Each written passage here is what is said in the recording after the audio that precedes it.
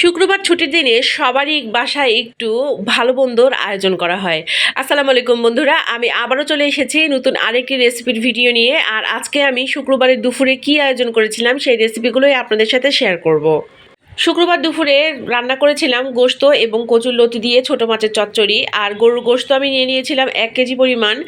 আর শুক্রবারের দিন ভেবেছিলাম যে একটু ঝোল ঝোল করে গরুর গোশত রান্না করব এবং মাখিয়ে গোশতটা রান্না করেছিলাম। সাদা ভাত দিয়ে গরুর গোশতের আলু এবং ঝোল মাখিয়ে খেতে বেশ মজা লাগে। 1 কেজি গরুর গোশতের জন্য আমি 4টা বড় বড় পেঁয়াজ কুচি করে নিয়েছি বেশ কিছু কাঁচামরিচ এবং এখানে অ্যাড করে দিয়েছি 1 চামচ পরিমাণ লবণ, 1 চামচ পরিমাণ ধনিয়ার গুঁড়া, 1 চামচ পরিমাণ জিরার গুঁড়া, 1 চামচ পরিমাণ মরিচের গুঁড়া এবং সাথে দিয়ে দিচ্ছি 1.5 চামচ পরিমাণ জিরার বাটা, 1 চামচ পরিমাণ আদা বাটা, 1 চামচ পরিমাণ রসুন বাটা। আরও অ্যাড করে দিব 4 টেবিল চামচ পেঁয়াজ বাটা। পেঁয়াজ বাটাটা একটু বেশি দিয়েছি কেননা গ্রেভিটা খেতে একটু মজা লাগে। আর এখন অ্যাড করে দিচ্ছি দারচিনি ও এলাচ গুঁড়ো করে রেখেছিলাম সেটা। আসলে দারচিনি ও এলাচ ভেজে গুঁড়ো করে রাখি, এটা সাধারণত ঝোল যখন টকবক করে ফুটে তখন ছড়িয়ে দিই, কিন্তু আজকে একটু আগেই দিয়েছি যেহেতু আমি এটা মাখিয়ে রান্না করব। সেজন্য সব মশলাগুলো একসাথে দিয়েই ভালোভাবে কষিয়ে নেব, এই চিন্তা করেই সব মশলাগুলো একসাথে দিয়েছি। মাখিয়ে গরুর গোশত রান্না করলে সাধারণত রান্না শেষ হয়ে যাওয়ার পরে আমি আবার পেঁয়াজ ভেজে একটু বাগার দিই, এটাতে একটু টেস্টটা ভালো হয়। আমার কাছে মনে হয় যে বাগার না দিলে কেন জানি মাখিয়ে রান্না করলে সেটা খেতে একদম ভালো লাগে না। এখন অ্যাড করে দিচ্ছি রান্নার তেল, যেহেতু গোশতটা অনেকখানি আর সাথে আমি একটু আলু দিব তাই তেলটা কিন্তু একটু বেশি দিয়েছি। আমার বড় মামির হাতের রান্না অসাধারণ, আর তার হাতের গরুর গোশত যে একবার খাবে সে আর কারো হাতের গরুর গোশত খাওয়ার কথা ভুলে যাবে।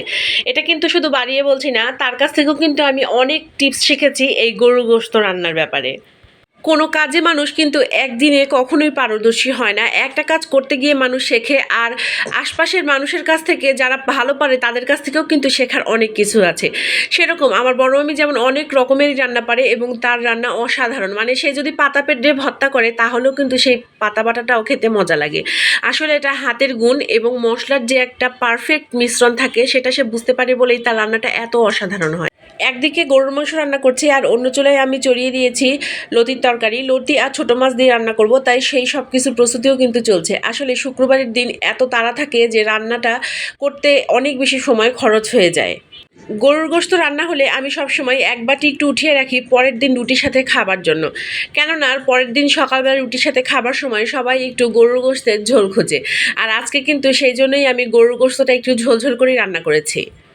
কথা বলতে বলতে গরুর গোশতটা আমার রান্না হয়ে গিয়েছে আর অন্যদিকে মাছের চচ্চড়িটাও প্রায় হয়ে এসেছে। এখন একটু সাদা ভাত রান্না করে নিব। আসলে রান্নার জোগাড় যদি ঠিকমতো দেওয়া থাকে তাহলে কিন্তু রান্না করতে খুব বেশি সময় লাগে না। আজকে তাহলে এখানেই শেষ করছি, দেখা হবে আবার আগামীকাল। সবাই ভালো থাকবেন। আসসালামু আলাইকুম।